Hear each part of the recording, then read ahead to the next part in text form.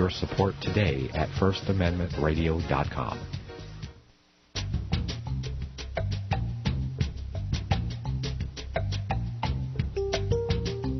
Good evening, everyone. It's Barrett Chamish.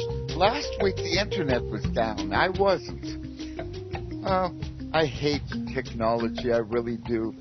But it canceled the show, and the same two guests are on, and I respect them both deeply, even though we have nothing ideologically in common. Our first guest, you know already, that's Kevin Barrett, and the second guest is Hanoch Talmor, who is a homeopathic surgeon, an Israeli, and I've known him for a long, long time, and he's been my doctor, but boy, do I disagree. All right. We've got ourselves a lively show. I'm going to keep them on together. All right, Kevin, I read through you this time, and I'm ready for you. Can you handle scrutiny? Oh, I've been scrutinized once or twice. Good to be with you, Barry. Oh, it's always good to... Look, Kevin put out a book, We Are Not Charlie Hebdo, in which I get a chapter, and I respect that a lot. I really do. It kind of is... It's kind of very much in favor of your thesis, but with major choices. Just keep in mind, from my point of view, Islam and Judaism has both been deeply, deeply defamed by their leaders. That's all I'm going to say. All right, let's dive into what you wrote. I'm reading from you. You write, all right, your quote, that Islam isn't as bad as Christianity. Islam reveres and honors Christianity, whereas Christianity produced the Inquisition and wars of religion, and Islam has never done this. My Lord, 1.5 million Armenian Christians were murdered by Turkish Muslims. How can you make a statement like this?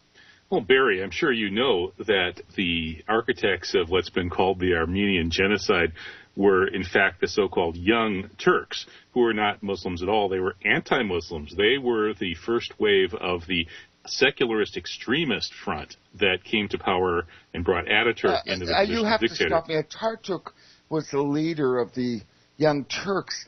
He came into power after the assassinations, after the Armenians were slaughtered. Yes, he did, but the Young Turk movement rallied Turkish nationalism against Islam. That's what the Young Turk movement was. It was people who said, look, this Islamic stuff, with the caliphate is all so old-fashioned, and we're going to shift our national identity from Islam to Turkish nationalism. Indeed, Barry, I'm sure you know that there was a Don May Jewish segment behind the Young Turks. Those were the people who created the Armenian genocide, not the Muslims. Yes, there was. And it's too deep to go into right now. I will say, yes, there was, and Ataturk certainly was in Palestine, and I'm not going into this. It's a deep history. Nonetheless, it was Muslims who murdered 1.5 million Armenian Christians. Whether they believed in this or that, don't say that you're so innocent, all right? Well, wait a minute. Whether they believed in this or that, Barry, I know that might work for Jewish identity, where there are lots of people who consider themselves Jewish who do not even believe in God. Probably the majority in the West these days, maybe even in Israel, for all I know. But in Islam, that doesn't work that way. In Islam, America, not in Israel. You're Muslim if you believe in practice. If you don't believe and you don't practice, you're not a Muslim. It's not just a religion. You made a very broad statement, and I think it's wrong. I think Islam has done plenty of witch hunts. Well, I would agree with you if you're saying that nominal Muslims have done lots of bad things. Yeah, sure, I would agree with that. Right. Although I would say that overall, the behavior of Muslim communities has been pretty good by world standards. Just look at the Crusades, for example. The Crusaders who butchered people all the way to Jerusalem recognized that Saladin was a pretty decent guy compared to themselves. Even they realize that. So, and that's just one example. Islamic Spain, which was ruled by Muslims, was a reasonably decent kind of place for Jews, compared Christians, and Muslims. To the Catholics, without a doubt. But you're doing it wrong. I'm saying that outright. There have been terrible. All right, they're nominal Muslims. Who cares? Maybe the Christians were nominal. They were following a pope. It doesn't matter. There were slaughters. Well, you have to be a little more specific if you want to talk about particular episodes. And I agree, it's kind of silly to generalize so much and say that, Muslims have been generally pretty good throughout history. That's such a vapid, broad generalization. It is a little bit meaningless. But I do think that the Islamic teachings are responsible for a fair amount of pretty good behavior by people trying to follow them. And especially in comparison with Judaism and Christianity. With Judaism, it seems to me that, people talk about how the Quran has these problematic passages where, go and fight the unbelievers and stuff. But, compared to, some of the stuff in the Torah, let's go kill all the Philistines, don't leave any alive. The Quran sounds like it was written by Mother Teresa. Torah, I don't recall exactly. Look, I'm not even sure it exists. Kill the Philistines and all this. I'm not even sure it exists. But in context, there was probably, if it does exist, it was probably a war situation. I'm not sure. But that is not the teachings of the Torah. Well, I hope not. I don't think so either. I honor the Torah, and the position of Islam is that it's a divinely revealed scripture, and at some level, human ego got in there and distorted a few things, but basically it's a good scripture, and people who live it and worship through that faith should be protected, not harassed. Well, let's again, I read you thoroughly for the first time. I'm kind of sympathetic to your point of view. But, oh gosh, I'm going to go on to the next one, all right? After 9/11, which again is another story, and in my books I covered that as well, and there's a side of Zionism, it's called labor Zionism, that has done terrible things to Jews and other people, and were victims. There's no mention of that. Nothing. Now look what you've got next. After 9/11, which, by the way, we could do a whole show on. Easy. But neither here nor there. There was a wave of anthrax attacks blamed on Muslims, and you say they were fabricated, and the Palestinians were blamed, and all this polarized the West against Muslims. Now, let's dive into this a little more. What Palestinians were celebrating? Well, you say it's fabricated. They celebrated anthrax attacks. I actually don't remember this. No, the Palestinian celebration footage, which was actually a martyr's funeral from a year before, was played on 9/11, right during the 9/11 attacks, to brainwash Americans into believing that Palestinians were all celebrating wildly as the Twin Towers were being blown up. And, of course, that was not true. I footnoted that in my introduction to We Are Not Charlie Hebdo, and the footnote leads to a West German investigation by West German public television, I believe. But the anthrax attacks is a different thing. You said the anthrax letters have the message, death to America, death to Israel, Allah is great, and it killed 4 Americans and 17 were very seriously wounded. No, I'm reading it different than what you're reading it. They were blamed. They sent the letters out to get people really ticked off at Islam. That's what you're claiming. Well, of course. Even the U.S. government now admits that the anthrax was not sent by Muslims. They claim it was sent by Bruce Ivins, an American non-Muslim germ warfare researcher, but that's false. It was clearly they framed Ivins, Who actually sent them and why, we don't know for sure, but we know that they were that anthrax was ultra-weaponized anthrax from Dugway Proving Ground, Utah, and Battelle Memorial Laboratories in Ohio, both of which are CIA facilities.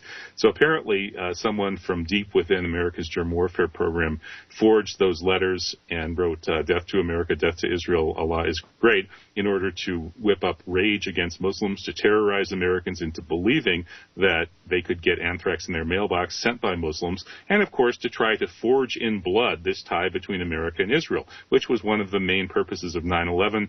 9/11 and anthrax are part of the same operation. Yeah, I think so. You're right. This is where we agree a lot. You'll find later on you're going to really be pissed off at me because I'm going to tell you where you're way off in your quotes. You've got to get your quotes solider. But nonetheless, what you're saying is that, in short, it was a false flag. 9/11 was a false flag, and anthrax was a false flag. And I agree with you. Yeah, I know you do, Barry, and I appreciate that you have the guts to say it. You know, a whole lot of people know this or suspect it and are just too cowardly to go there. And you know, you... Well, you know what, this... Yeah, Sivan I appreciate your forthright. You know, one of the Israelis' supposed spies celebrating by dancing on their car. It doesn't matter. My friend Ada interviewed him, and you don't have it right, but he really, let's just say, I'm not sure he was or wasn't involved. But so if you have connection to him, could I interview him? Could you get me his contact info to have him on my radio show? I'll phone her if you want. That would be great. She's a nice woman, Christian, who thinks she's Jewish. I have very strange audience. They go every which way. And sure, why not? Let's see if she agrees. Excellent. Now, neither here nor there, I'm going, before I hit you with the hard stuff, this is easy. All right? Look, the next part is that the greatest terrorists, the real terrorists, are Americans who've killed 55 million people since World War II, and that violence against civilians is more common amongst the American government than the Islamic establishment. Come on. You have to explain your way out of fundamentalism and ISIS and all this. You can't just say something like that and leave it hanging, which you do in this book, by the way. Okay, wait, Barry. I can't say. Wait, could you explain to me why I can't say that? Because I footnoted the reference. The reference is Chomsky and Volchek's book on Western terrorism, which documents. Basically, it adds up the people killed in places like Vietnam, where I don't know what figure he used, but estimates range from 3.5 to 4 million up to 5 million plus. Vietnamese probably underestimated the number of people killed there. Almost all of them civilians. Of course, the civilian population was fighting against the aggression, so whatever. But the same with in Indonesia in 1965, the CIA, with the help of Mr. Obama's stepfather, who was working for them, tortured to death 1 million people. I mean, they said they gave out the list. Wait a sec, I don't know this reference. You don't know this stuff? I don't know Obama's stepfather. Yeah. When Obama was a kid, he was living in Indonesia in 1965, the year of living dangerously. That was the year when the entire Indonesian left-wing intelligentsia was murdered. It was a genocide, or an intellicide, some people call it. The CIA gave the Suharto regime, which overthrew Sukarno, a list of I don't know how many, a very large number of left-leaning intellectuals, and their Indonesian puppets went out and captured those people and tortured them, took the names that those tortured people gave while they were being tortured, tracked down those people, tortured them, took names again, and by the end, over 1 million people had been tortured to death by our Central Intelligence Agency. And where is Obama's father-in-law? He was working for the CIA in Indonesia at the time, probably not directly involved in the torture and killing. All right, that's a big, I don't know. And his mother was, too. I mean, his mother is like USAID, which is a CIA friend. So he comes from a CIA family that was involved in the genocide in 1965 in Indonesia. 65, he couldn't have been very old. No. Obama was just a kid then. All right. We can't really blame him. In the future, and I will have you back in the future, we should get a little more specific. These are pretty serious accusations here. Well, you should read William Bloom's book. What's it called? It's the one that bin Laden supposedly kept hyping, Killing Hope, U.S. military and CIA interventions since World War II. Now, Bloom doesn't give us that huge 55 to 60 million figure, but he doesn't really bother to count. He gets well into the millions of people, documented killed by U.S. military and CIA, virtually all of them civilian. There's no question that the U.S. is by far the world's biggest terrorist nation post-World War II. I'd say they've been in wars that their young men never should have placed themselves in danger. But again, not my time for opinions. What you just said is pretty powerful stuff, and I can't dispute. So we'll leave it hanging for now and make a note. Write down Obama, parents, Indonesia, 65, Suharto, I guess, and we'll go from there. That's really powerful stuff. And his mother, they're still alive, his parents, right? I don't think so. I thought his parents were dead, but all right, leave that be. This is something I don't know. All right, look, you have to get this out of the way. Now we have an hour. You're going to stay on. Gosh, I don't know what Hanok is going to do with you. It could be fun. It actually could be a ball, or it could be a disaster. But we have another hour with Hanok forefront.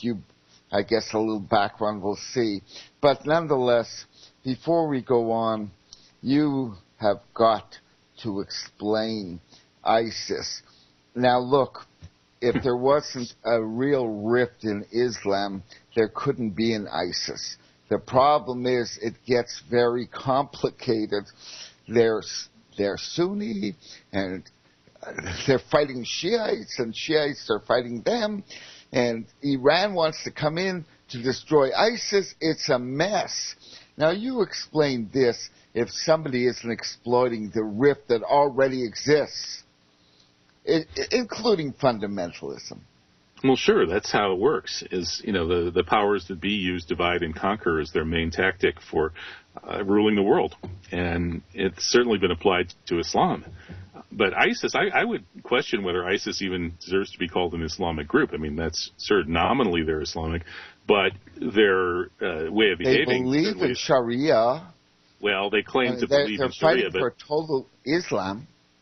Yeah, but see, Barry, to me, this is like, okay, if I round up, use a whole bunch of money to pay a whole bunch of people, like to put on yarmulkes and to wave an Israeli flag or something, and then I have them run around chopping off people's heads because I've paid them, I've organized them, and I've maybe found some really pissed off or psychotic Jews to join me and do it. Is that like a Jewish group? I don't know.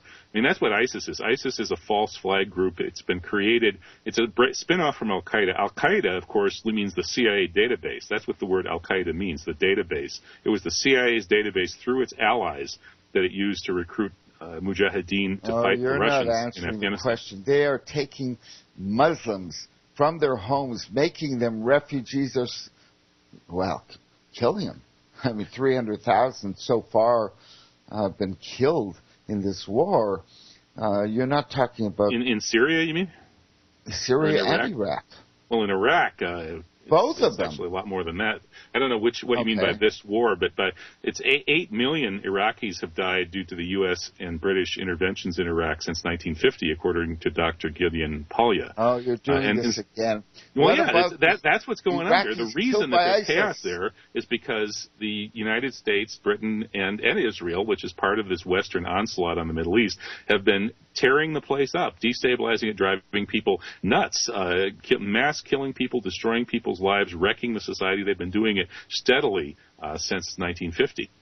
And it's gotten worse and worse and worse. They created ISIS. ISIS didn't just come out of nowhere. As Sheikh Imran Hussein says, Santa Claus isn't bringing them their weapons. Initially, that's the question you should be asking. And actually, I have answers. But where were they funded initially? They rose from 2011 to be a major, major power. We have a smoking gun U.S. government memo, Barry. There's a U.S. government declassified memo that lays out how the U.S. is going to create an Islamic State to help overthrow the Assad regime. Okay, you've seen that memo? I'll send it to you if you haven't seen it. I've seen, let's put it this way.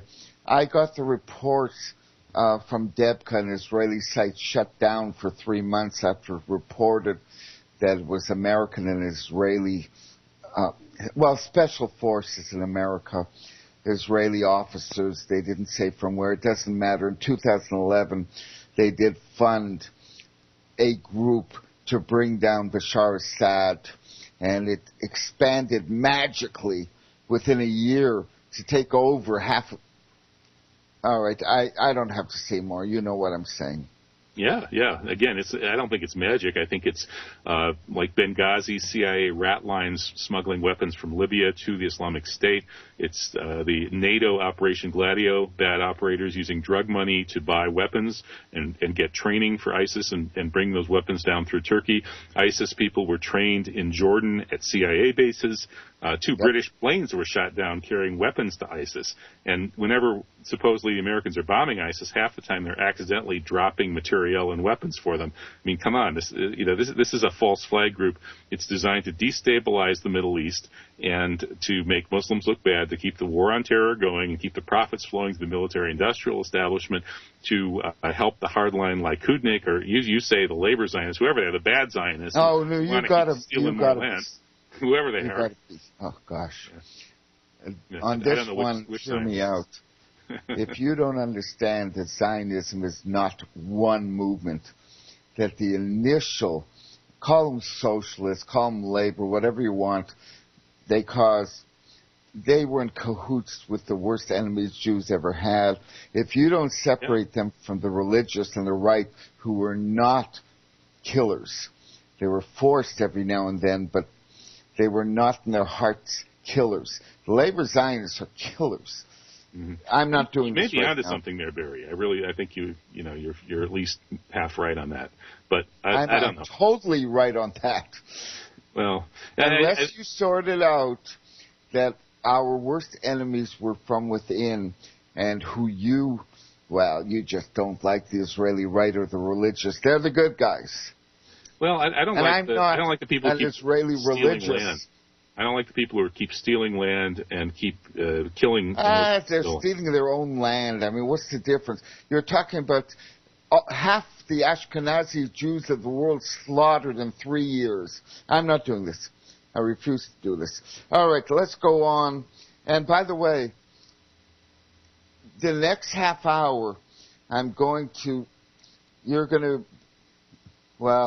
be in trouble, but I don't care. You're not using your sources. You're really not. And believe me, there are buttes out there, buttes. But if we don't combine, we're not going to get any sort of truth. What you just said about half right, you're wrong.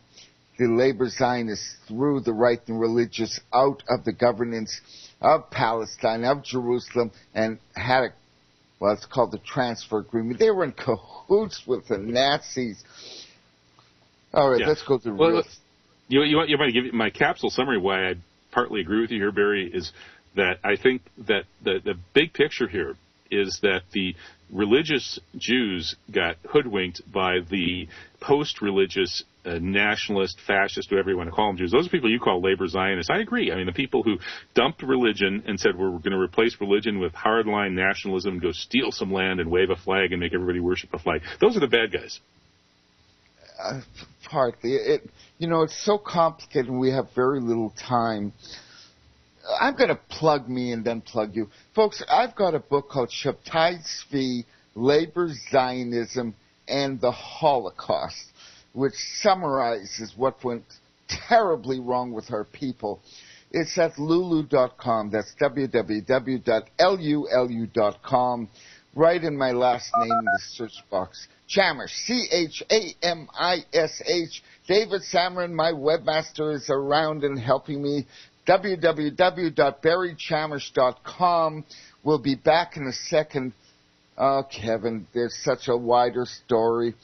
But you plug yourself when we get back, and then we're going to really dive into where you just accept you're going to be scrutinized. You ready for that? I'm always ready, Barry. All right. I'll see you in 3 minutes, folks. Sounds good.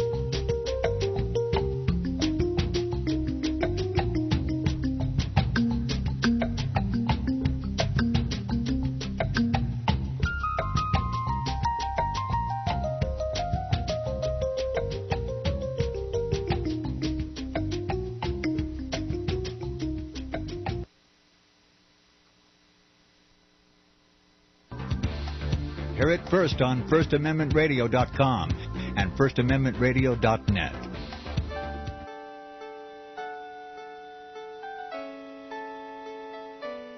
The program you are listening to is 100% sponsored by you, the listener, on this First Amendment Rights Media channel. You will notice that there are few commercials on this radio network.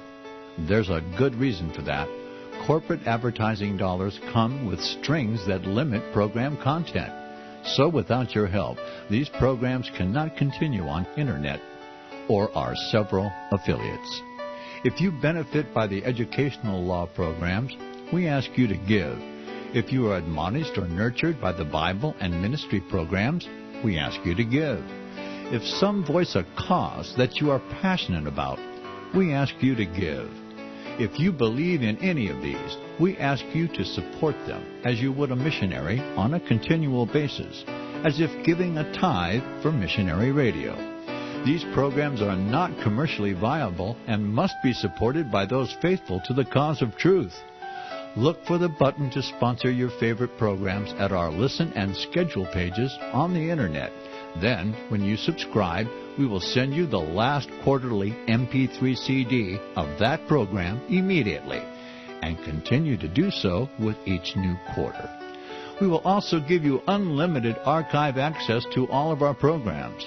We're asking you to give much less than a tithe, so that you may also send support directly to a particular program host, cause, and anywhere else the Spirit may lead you.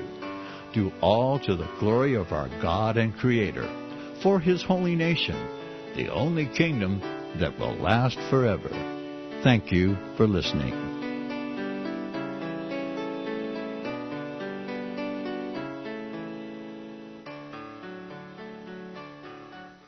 Gold and silver is tremendously undervalued. Global demand vastly exceeds mine supply by more than 60% annually. There is little in the financial world more certain than a coming explosion in the prices of gold and silver. The U.S. dollar continues to lose value and respect as the world's reserve currency. Our nation faces challenges on many fronts, and a day doesn't pass without another economist bringing forth warnings of impending economic calamity. There has never been a better time than right now to acquire physical gold and silver. Discount Gold and Silver Trading was founded on the principles of truth and honesty. We believe in providing a quality product, quality service, and most importantly, competitive pricing. We provide all forms of precious metals, including American gold, silver, platinum, and rare investment and circulated coins. Silver bars, rounds, and 90% silver bags are on hand for the silver investor. Gold self-directed IRAs are available. Call Discount Gold and Silver Trading at 1-800-375-4188. Toll free, that's 1-800-375-4188.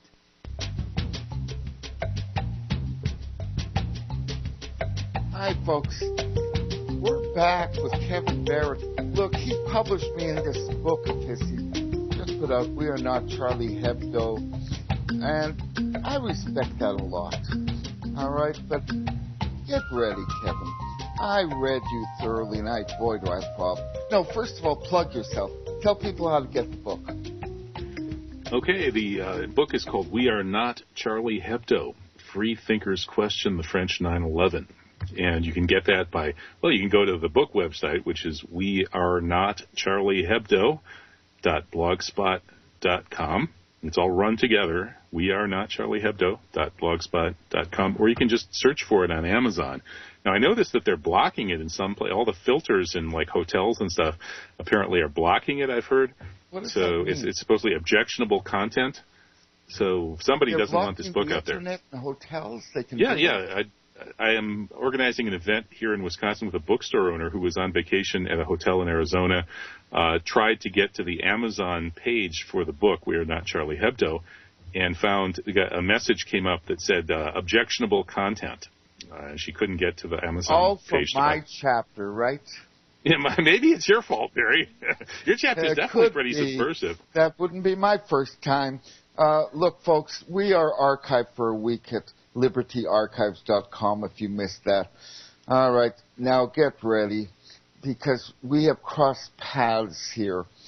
And look, I'm going to bring up two names that you cite, and you've got to watch out. Look, the first is Christopher Bolin, who at first I thought maybe he had some sympathy and was using my information because we want decency and all this baloney. I found out, look, the quote you have, and I quote you, all right, forget whoever Fleming Rose is and what that Danish cartoon scandal was. Here's your quote. Rose went to Philadelphia to visit Daniel Pipes, the neocon ideologue whose only path to Middle East peace will be through Israeli victory. And then you go on. Rose then penned a positive article about Pipes, who compares Islamic militarism with fascism. And you don't know, and he doesn't know. This Daniel Pipes has been CFR. His father was CFR. He's all involved in real bad stuff happening to Israel. He's got the whole thing wrong, and it bothers me. He doesn't know at all who Pipes is. I'm not even sure who Fleming Rose is, but he's got this whole thing. It's his interpretation, and you quote it like it's truthful. It's not good. Well, I thought that Bolin's piece that argued that there was, Pipes and Fleming Rose worked together to set up this whole cartoon problem by having those Danish cartoons published. Now, I think that you and I would agree that that's probably the case, that these people are trying to, whip up this clash of civilizations and defame Islam. So they conspired to have the set of Danish cartoons published that set off the whole cartoon problem. I'll bet it's not true. They met. All right, they knew each other. Neither here nor there. You're talking about a real problem in Judaism, which is the Council on Foreign Relations. And boy, are there Jews in it. I've been reading Foreign Affairs for the last 2 days. We have outside what I would call, mainstream Judaism? I don't know what to call it, but they have been causing terrible problems, and Pipes is not who Bolin says he is at all, not even at all. Well, what about Bolin's description is inaccurate? Which particular part? None of it is accurate. He made it up. He's taking a fact that he's making his own truth out of facts. He's contriving scenarios. These aren't real. And unfortunately, what is real isn't any better. All right, Okay. Well, I don't think Bolin is saying that Pipes isn't part of the CFR crowd. I think he is. I think Pipes is this, he's what you would call a labor Zionist. I would call a New World Order Zionist, working out of the CFR crowd. And I think he probably was part of the group that drafted this strategy of provoking Muslims by publishing blasphemous and pornographic cartoons.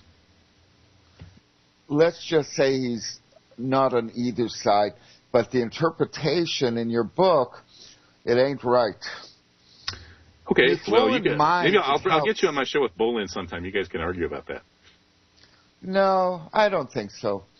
It's been a long time. I'm beyond that. Look, the next one, and this guy was caught everywhere. I was caught for a while, too. And you quote him. His name was Gordon Duff. Now, look, I'm going to give you one instant where I got caught and I woke up. When ISIS first broke, he did this article showing a factory called ISIS in America, and that was behind the organization. It didn't exist. He made it up. Later on, he admitted he makes up half his so-called facts. He is not a journalist. He's a fabricator. But you've got him. Look, everyone abandoned him that I know after that. Everyone who was caught with this phony baloney story, they don't let's just put it this way. 5 years ago, I would quote him believing he was honest. That stopped, and I'm not alone. But you still do. Yeah, well, I mean, I think there was an attack on him that, he's his own worst enemy in some ways. But I know Gordon. I've stayed at his house a couple of times. He's a friend of mine, and I think his approach to information warfare is not exactly my approach. He's coming at it from a kind of a professional intelligence world perspective, let's say. And that's different from my background in the academy and journalism and my Islamic belief in the truth. You lied. I read you, and I didn't feel you lied. Duff lied. And a lot of people got caught with their pants down quoting him. I no longer, of course, quote him. Either does anyone I know anymore. 5 years ago, I was willing. I'm not going to quote a liar. You are. That's not good for this book. Well, with Duff, I think he is the way he frames his information is. I think it's designed to get certain kinds of things done, and I think they're basically good things. I mean, I think that his attitude. Oh gosh! No, Barry, let me explain this to you. I've been hanging out with the guy. I've been trying to figure out what makes him tick too, and as I see it, he's kind of a renegade from the intelligence world who is fed up with the BS, and he's still using some of the methodologies. All right. Kevin, but I think he has good intentions. Ultimately. No, he doesn't. Most of the lying is never good. I'm fighting lying. I don't even know I'm poor. I'm going to die poor. It cost me my life, but I fight liars. I don't. Well, so do I. But I think he's fighting liars in his own way. Yeah, by being a worse liar. Look, you can't quote him. It destroys your credibility. You can't. You're not allowed to. No, I think that's an ad hominem approach, Barry. I mean, if you have a problem with one particular article he did on an ISIS factory, I don't even remember that one. But sure, then you want me to quote you? I mean, I could quote you. You can if you want. But the point is that he cranks out a tremendous amount of material. Some of it is more important than other parts. And if I'm going to quote a particular thing that he did, look at that thing. Don't use an ad hominem approach and say everything from this guy is totally bad. Good. You're fighting great deceit that's causing mass slaughter. It's a major warfare. You can't depend on another liar. It's not good for your credibility. I said, I'm not going to say anymore. Okay. Let's go back. We'll agree to disagree on that one. What's this? All right. Laying back and being very calm. What can you possibly disagree? Do you know about the ISIS story and the so-called factory in America that was called? Do you know about this? I read a lot of Gordon stuff, but I must have completely missed that. Well, that's when I knew right then and there. He got caught every which way. Whatever veterans today was, it went straight down the hill. And you quote him. That's not good for you. Now, I think veterans today actually is as good as it ever was. There were 40 or 50 people who were right there. A few of them are complete losers. Duff is not among that group. Duff is brilliant. He plays a little fast with his information sometimes. He's not a journalist. Don't quote him. They are made by point. I'm not going to dwell on this. I'm not dwelling on it. It's what's not to, you know what? Later on, actually, you're not allowed to drink. I was going to say have some wine and think about it, but. Well, okay, Barry. Let me just frame this another way for you. If you're going to pick like one person in the world to read the stuff they're publishing in sort of journalistic format, and you read their stuff and then try to understand how the world works through that one person's stuff, I don't know if you could do much better than Gordon. Honestly, I mean, maybe some of the details aren't right. Don't but do this. The overall, you're making a mistake. The overall Kevin, description of how the world really works, I think, is probably better. You're making a mistake. You're making a terrible error, and you're doing it again. I told you what I told you. What I told you. Don't quote someone who, frankly, everyone knows makes stuff up. All right, let's go back. Now I've got another one. Now, I have a guy who Well, he is a different kind of Muslim than you. He is a Persian Muslim. He has been fighting the Boston Marathon bombings and been sending me material. He wants to get the survivor sent to a nice prison in Russia. All right, let's go back to the Boston Marathon bombings. You claim that there's strong evidence that was a false flag setup. What's the evidence? Well, where to start? We could start from the beginning and finish at the end. Mm-hmm. Where is the evidence it was a false flag? Well, the first and most obvious piece of evidence is the photographs showing that the Tsarnaev brothers were not carrying the backpacks that the FBI says had the bombs. The FBI... Why did he confess? I'm sorry? Why did he apologize to the victims? Oh, come on, Barry. Are you kidding? In a national security case, some kid is not going to be reading whatever they want him to read? I mean, give me a break. It's like, do you think the Stalinist show trial confessions were real? I think people coming into court without legs and him apologizing, sorry you don't have legs, that kind of, look, this guy... There, have you looked at the pictures? I mean, look at the exploded backpacks. Look at wheelchairs. The guys who were carrying the backpacks that the FBI says blew up were Kraft International operatives wearing the uniform and the insignia. It's all in those pictures. Nobody's ever even tried to deny that. The best journalist who's investigated this is Dave Lindorff, who's a mainstream investigative journalist he's took the red pill a little bit, like so many guys like you. You're another one. You guys start to see the reality and you decide not to shut up. Well, that's what Dave Lindorff did. He's a very, very careful investigative journalist. He combed through the Boston bombing stuff, and he's basically faced the fact that Kraft International did it. I mean, those guys. Wait a minute. What is Kraft International? The people Kraft I buy International my is cheese from? Chris Kyle's company. Chris Kyle is the psycho sniper who serial killed more people than anybody. Chris Kyle started this Blackwater-style operation called Kraft International, whose motto, their official motto, is sometimes violence does solve problems. And Kraft International operatives are photographed at the Boston Marathon bombing with the backpacks that held the bombs. I mean, how obvious is it? It's just amazing that people still don't know this.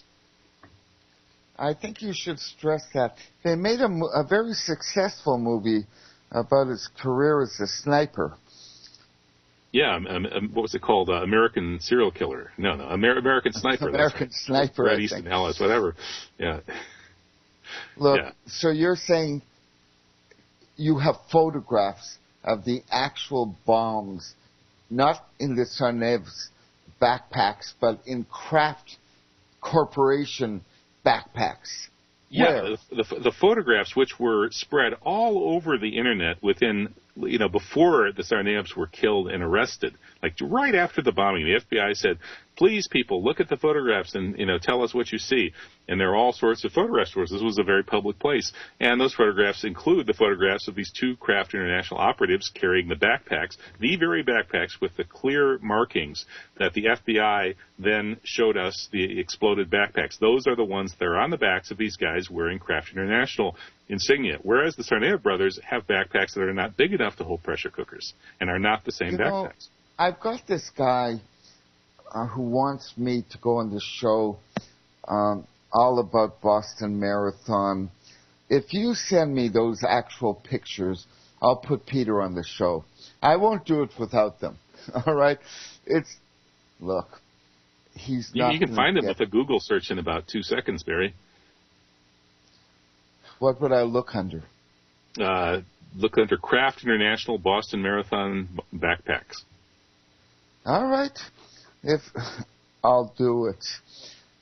This one also, look, if it was, in fact, a setup, it was pretty good.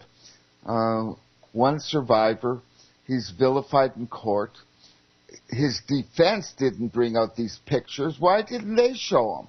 You know who is, I don't have her name in front of me, but the lead attorney here, the attorney for Dzhokhar Tsarnaev, is a specialist in railroading people for the government. She railroaded Ted Kaczynski, the Unabomber. Ted absolutely wanted to plead innocent and bring up his anti-technology defense. And, of course, he would have then probably been executed, been found guilty. So they brought in this woman who's she's like a national security state black operative is what she is. She's not a real lawyer. I mean, she has her legal credentials. Well, why but didn't Tsarnaev get up and say, this is what I pulled off Google, and here are the real backpacks? Why didn't he do it then? Because he's been getting mind control treatment in prison. Jerry, do you know what happens in our prisons? I mean, with the national security state can get anybody do anything to them in our prisons. You know, Terrence what's the guy's name in Oklahoma City? The guy who was mistaken for a witness was murdered by the FBI apparently in prison. Our prisons are gulags when it comes to the national security state. If your case is a national security case and you're in prison, you're either a dead man or you're going to be brainwashed. You're going to be reciting the lines that they want you to recite. The idea that Dzhokhar Tsarnaev in prison would somehow be in a position to access the Internet, find the pictures showing that it wasn't his backpack, and then try to bring that up in his defense is incredibly naive. I think it's for your own defense. You're allowed to. Well, I wish it worked that way. Your own defense. Yeah, and it's always conceivable that he has been made to believe that he did the bombing. I mean, that's possibly even before the bombing. In some cases, the way the intelligence agencies do these things is they find patsies, and the patsies may be actually wanting to do some plot. The patsies get manipulated. They go out. They think they're doing the plot, but of course the professionals do the damage. Let's put your world in perspective. She defended the Unabomber. This defendant of Tsarnaev. A couple other cases. Who was the Unabomber? Ted Kaczynski was the Unabomber. He's the guy who was sending bombs to various kinds of technology-related academicians and blowing them up because he hates technology. And actually, he has a pretty interesting philosophical argument against technology. Anyway, so he was living in a little cabin in Montana, going off and sending these bombs. Years and years they were trying to catch him, and finally his brother turned him in. So anyway, he's arrested, he's in jail, and he wants to plead innocent and fight it out in court, and he's happy to take the death penalty as a result.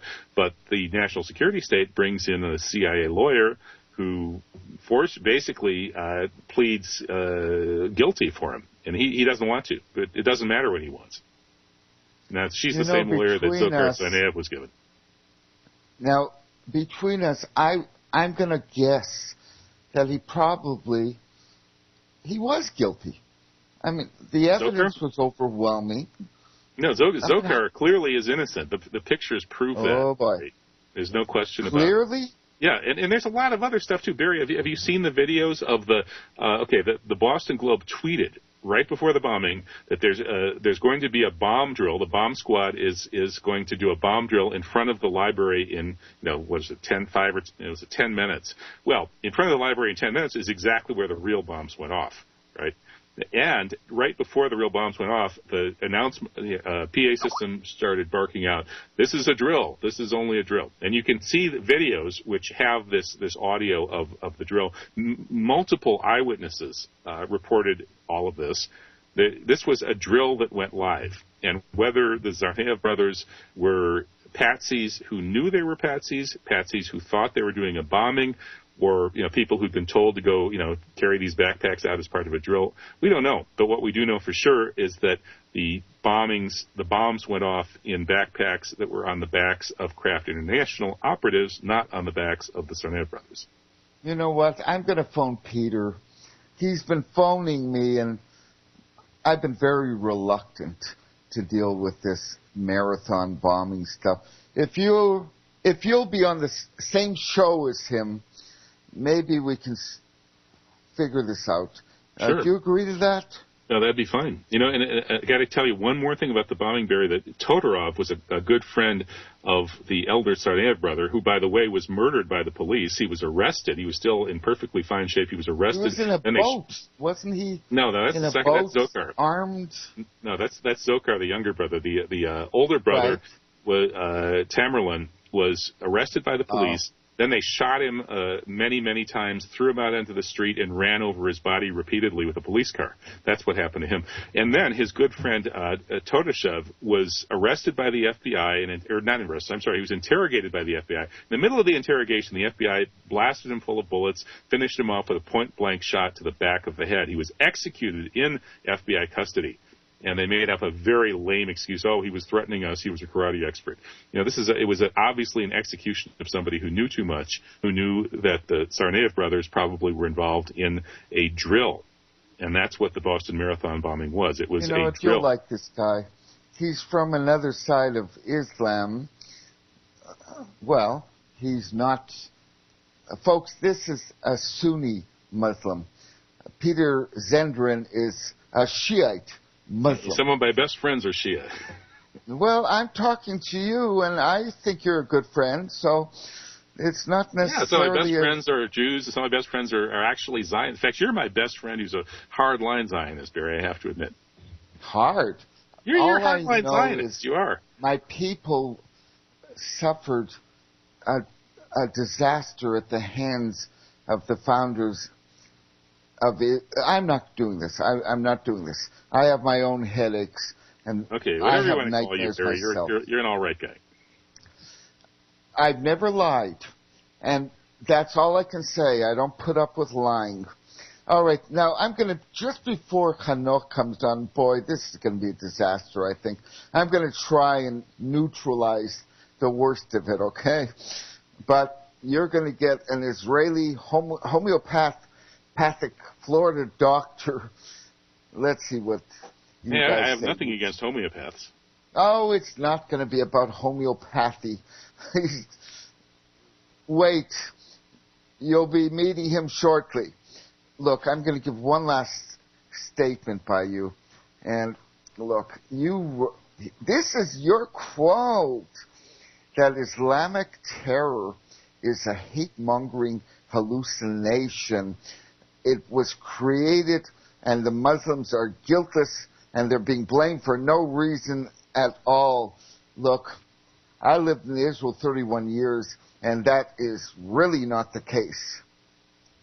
Well, Barry, I think that the whole Islam and terror equation is a modern blood libel. It's a lot like Jews poison the wells and they drink the blood of Christian babies. I mean, maybe maybe throughout history there was some Jew that did those things. I don't know. I mean, there's some Alison Weir cites evidence that there was a little bit of some of my best well water is from Christian blood. Yeah. But basically, as you know, that's a blood libel that's ridiculous. Likewise, with Islam and terrorism, this is a complete hallucination.